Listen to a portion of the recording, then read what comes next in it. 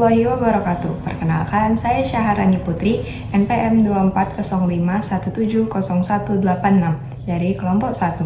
Di sini, saya akan menjelaskan mengenai kwitansi. Apa itu kwitansi, fungsi kwitansi, serta bagaimana bentuk contoh dari kwitansi dan kepada siapa diberikan. Sebelumnya, kata kwitansi sudah tidak asing di telinga kita karena dalam kehidupan sehari-hari ketika kita ingin membeli sesuatu, penjual akan memberikan kwitansi kepada pembeli. Karena pengertian dari kwitansi adalah sebagai bentuk bukti transaksi penjualan yang ditandatangani oleh penerima uang. Fungsi dari kwitansi yaitu satu, sebagai bukti transaksi, di mana untuk menghindari hal-hal yang tidak diinginkan seperti ada kata tidak diterima barangnya, barang belum dikirimkan, atau bahkan uang belum diterima oleh penanda tangan. Karena melalui kwitansi kita dapat melacak bukti pembayaran tersebut. Selanjutnya, kwitansi juga membantu dalam hal audit dan juga pelaporan keuangan.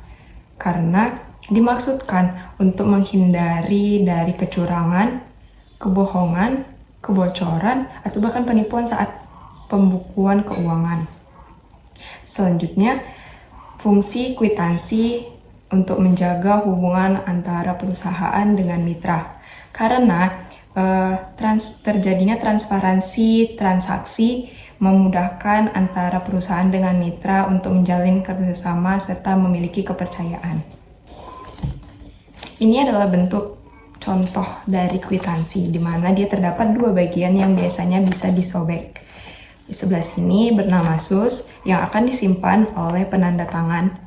Di sebelah sini untuk pembayar atau pembeli.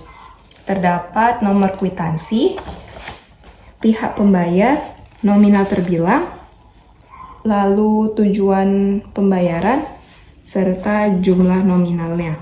Di sini terdapat waktu dan tempat dilakukannya pembayaran. Ini harus sesuai karena ini penting. Ini juga ada nama penerima uang serta tanda tangannya. Biasanya juga di sini terdapat label materai yang nominalnya sesuai yang ditentukan. Demikian yang dapat saya sampaikan, lebih dan kurang saya mohon maaf. Assalamualaikum warahmatullahi wabarakatuh. Assalamualaikum warahmatullahi wabarakatuh. Nama saya Alia Sabrina dengan NPM 2405170200. Saya dari kelompok 1 dan di sini saya akan menjelaskan bukti transaksi yaitu faktur. Faktur adalah dokumen tertulis atau tanda bukti yang diberikan oleh pihak penjual kepada pihak pembeli sebagai bukti transaksi atas penjualan atau pembelian barang yang di dalamnya terdapat informasi mengenai harga, barang, jumlah, dan total barang yang harus dibayar oleh pihak pembeli. Ada beberapa fungsi faktur. Yang pertama, faktur sebagai bentuk transaksi yang sah, yaitu yang dapat membuktikan bahwa transaksi jual beli telah dilakukan antara pihak penjual dan pihak pembeli. Yang kedua, faktur sebagai dasar untuk melakukan penagihan pembayaran. Untuk melakukan penagihan pembayaran, kita harus memiliki dasar yang kuat dan faktur bisa dijadikan dasar untuk melakukan penagihan pembayaran atas barang yang sudah dibeli oleh pihak pembeli, terutama dalam transaksi kredit. Yang ketiga, faktur dapat membantu dalam pencatatan transaksi pada pembukuan keuangan, baik untuk pihak penjual maupun untuk pihak pembeli. Faktur minimal dibuat rangkap 2. Faktur yang asli akan diberikan penjual kepada pembeli, sedangkan faktur tembusan atau faktur kopiannya akan disimpan oleh penjual sebagai bukti transaksi. Di sini saya ada contoh faktur. Nah, di sini ini adalah nama dan alamat penjual. Lalu di bawahnya ada nama dan alamat pembeli. Lalu di sini ada tabel. Di kolom ini adalah jumlah barang yang akan dibeli, Lalu di sini adalah jenis barang yang akan dibeli. Sini adalah harga unit barang. Sini adalah jumlah barang yang akan dibeli. Lalu di sini adalah total yang harus dibayar oleh pembeli. Sini adalah tanggal pembelian.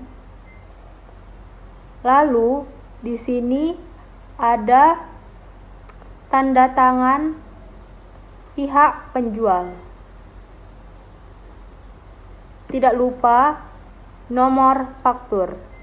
Nomor faktur ini harus berurutan agar memudahkan kita saat melakukan pemeriksaan transaksi. Sekian penjelasan bukti transaksi dari saya. Mohon maaf jika ada kesalahan ataupun kelalaian yang tidak saya sadari. Sekian dari saya. Assalamualaikum warahmatullahi wabarakatuh. Assalamualaikum warahmatullahi wabarakatuh. Perkenalkan, nama saya Fikri Nengla Uspa, NPM 2405170201. Saya dari kelompok 1, kelas D2 Akuntansi semester 2. Di sini saya akan membahas materi tentang memo. Apa sih itu memo? Pengertian dari memo merupakan singkatan dari memorandum yang merupakan pesan ringkas, yakni pesan yang ditulis seseorang dengan singkat, jelas, dan mudah untuk dipahami. Memo adalah sebuah surat atau catatan yang dibuat secara singkat, padat, dan jelas dengan maksud dan tujuan tertentu kepada penerima tanpa adanya basa-basi. Kedua, apa itu fungsi memo? Fungsi memo adalah sebagai bentuk komunikasi yang mengandung arahan, permintaan, atau maklumat tentang sesuatu yang mesti dilakukan atau diselesaikan dengan segera. Pertanyaan yang ketiga, siapa yang membuat memo? Memo dibuat oleh pejabat dalam satu lingkungan, instansi, atau satuan organisasi sesuai dengan tugas, wewenang, dan tanggung jawab. Pembuatan dan penandatanganan memo menuntut Permepan nomor 80 tahun 2012 adalah sebagai berikut: Kasubit atau Kasuba atau Kasi. Poin keempat, surat memo ada 2 lembar, yang asli dan kopian. Lembaran memo yang asli biasanya diberikan kepada penerima utama yang dituju dalam memo tersebut, tergantung pada konteksnya masing-masing. Dan kopian atau tembusan lembaran memo biasanya diberikan kepada pihak-pihak yang berkepentingan tetapi bukan penerima utama.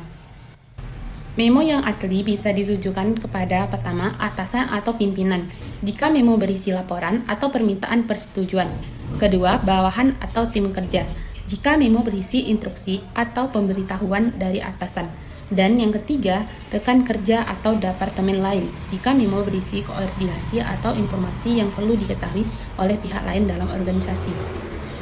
Biasanya salinan memo atau tembusan bisa diberikan kepada pihak lain yang berkepentingan. Beberapa contoh penerima kopian memo adalah yang pertama, atasan langsung atau manajemen jika mereka mengetahui isi memo untuk pengawasan atau tindak lanjut. Kedua, departemen terkait jika memo berisi informasi yang berdampak pada beberapa bagian dalam organisasi. Ketiga, tim atau bawahan jika mereka perlu mengetahui instruksi atau informasi dalam memo. Dan keempat, arsip perusahaan atau sekretariat untuk dokumentasi dan pencatatan administratif. Saya ada membuat satu contoh surat memo. Mari kita lihat struktur pembuatannya. Yang pertama, kop surat. Di bawahnya, alamat kop surat, judul surat, dari siapa surat tersebut, kepada siapa, perihal apa, isi surat tersebut. Dan di pojok bawah ini, kita membuat tanggal pembuatan surat. Di bawahnya, wewenang atau jabatan pembuatan surat, tanda tangan, nama yang membuat surat. Di bawah, dan yang terakhir, nik pembuat surat. Akun memo dalam akuntansi memiliki posisi normal akun. Jadi, posisi normal akun dalam akuntansi sebenarnya tidak memiliki posisi normal seperti akun lain, aset, kewajiban, ekuitas, pendapatan, atau beban. Ini karena akun memo hanya digunakan sebagai catatan tambahan dan tidak memengaruhi keseimbangan keuangan. Namun, jika yang dimaksud adalah akun kontra atau akun yang mengurangi nilai akun lain, posisi normalnya adalah kebalikan dari akun utama. Misalnya, akumulasi penyusutan mengurangi aset tetap, posisi normal di kredit. Kedua, diskon penjualan mengurangi pendapatan, posisi normalnya di debit. Assalamualaikum warahmatullahi wabarakatuh. Nama saya Ahmad Firdaus Zega dengan NPM 2405170187. Di sini saya akan menjelaskan tentang bukti transaksi kas masuk. Kas masuk merupakan bukti transaksi atas peristiwa penerimaan uang kas yang telah dilengkapi dengan buktinya. Ada beberapa fungsi kas masuk. Yang pertama, sebagai bukti kepemilikan atas produk yang dibeli. Yang kedua, sebagai kelengkapan pencatatan akuntansi. Yang ketiga, menghindari resiko masalah jika sewaktu-waktu audit dilakukan. Yang keempat, sebagai dasar dalam melakukan pencatatan keuangan.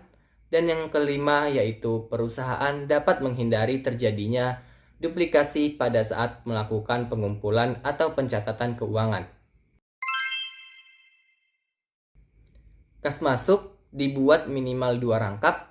Lembaran pertama diserahkan kepada pihak pembayar, sedangkan lembaran kedua diserahkan kepada pihak yang menerima pembayaran. Di sisi kiri atas dituliskan nama dan alamat perusahaan. Kemudian di sini dijelaskan nama yang memberi uang itu siapa.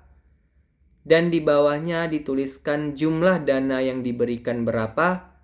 Kemudian di sini dituliskan penjelasan atas transaksi. Setelah itu, di sini dituliskan nama dan tanda tangan yang menyetujui. Kemudian di sampingnya dituliskan nama dan tanda tangan yang menerima dan membukukan. Kemudian di sini nama dan tanda tangan si pembayar. Kemudian di kanan atas dituliskan nomor kas masuk dan tanggal transaksi. Cukup sekian penjelasan dari saya. Assalamualaikum warahmatullahi wabarakatuh. Assalamualaikum warahmatullahi wabarakatuh. Perkenalkan, nama saya Adit Effendian Pasarambe dengan NPM 2405170208. Saya dari kelas 2D akuntansi. Saya juga dari kelompok 1. Baiklah, saya di sini akan menjelaskan tentang bukti kas keluar. Baiklah guys, di sini saya akan menjelaskan tentang bukti kas keluar atau bisa dibilang pengertian dari bukti kas keluar. Bukti kas keluar adalah dokumen yang digunakan sebagai tanda bukti atas transaksi pengeluaran uang tunai atau kas dari perusahaan. Bukti ini mencatat berbagai pembayaran seperti pembelian barang atau jasa, pembayaran utang, gaji karyawan, dan pengeluaran operasional lainnya. Baiklah guys, di sini saya akan menjelaskan fungsi bukti kas keluar. Jadi, fungsi bukti kas keluar itu ada 4. Yang pertama, bukti transaksi sebagai tanda sah pengeluaran uang tunai. Yang kedua, pengendalian keuangan, mencegah kecurangan dan memastikan transparansi dari perusahaan. Yang ketiga, dasar pencatatan, yaitu digunakan dalam akuntansi untuk laporan keuangan. Yang keempat atau yang terakhir itu adalah dokumen audit, mempermudah pemeriksaan keuangan perusahaan. Selanjutnya ialah siapa yang membuat bukti kas keluar. Bukti kas keluar biasanya dibuat oleh bagian keuangan atau kasir di perusahaan. Setelah dibuat, dokumen ini akan diverifikasi atau disetujui oleh manajer keuangan atau pimpinan dari perusahaan untuk dikonfirmasi sebelum uang atau kas dikeluarkan. Halo guys, di sini saya akan menjelaskan tentang siapa yang akan memegang kertas asli daripada bukti kas keluar dan siapa yang akan memegang kertas kopian daripada bukti kas keluar. Jadi yang akan memegang kertas asli ialah sang pembayar daripada tunggakan tersebut ataupun apapun itu, intinya pembayaran tentang bukti kas keluar tersebut, maka dialah yang berhak untuk memegang lembaran asli daripada bukti kas keluar. Dan kopiannya akan disimpan dan diterima oleh sang perusahaan. Jadi seperti itu guys. Di sini saya telah membuat contoh daripada bukti kas keluar. Contohnya itu adalah di sini saya telah membuat soal, yaitu pada tanggal 2 Januari 2020 dibayar langganan laundry oleh Reza kepada Arya sebesar 200.000. Arya bekerja pada PT Sinar Merah. Ini hanyalah sebagai contoh. Di sini adalah nomor seri daripada kertas kas keluar ini ya guys. Nomor KK yang bersingkat dan kepanjangannya ialah kas keluar. 01 ialah ini adalah kertas pertama kas keluar yang telah terbit dari PT Sinar Merah ini ya guys. Di sini ada bulan dan tahun. Jadi di sini akan tertera itu dibayarkan kepada siapa, uang sejumlah berapa, untuk keperluan apa, dan di sini adalah nominalnya guys. Di sini disetujui oleh siapa? Di sini disetujui oleh APEP atau pimpinan daripada PT Sinar Merah, dibayar oleh Reza sesuai dengan soal langganan laundry oleh Reza. Oke guys. Yaitu diterima oleh Arya sesuai dengan soal juga. Dan di sini tertera di mana dan kapan bukti kas keluar ini terbit ya guys. Di Medan tanggal 1 November 2020. Oh ini salah tersoalnya. Baiklah, mungkin hanya itu yang bisa saya jelaskan. Lebih kurang saya mohon maaf. Wabillahi taufiq wal hidayah. Assalamualaikum warahmatullahi wabarakatuh. Terima kasih.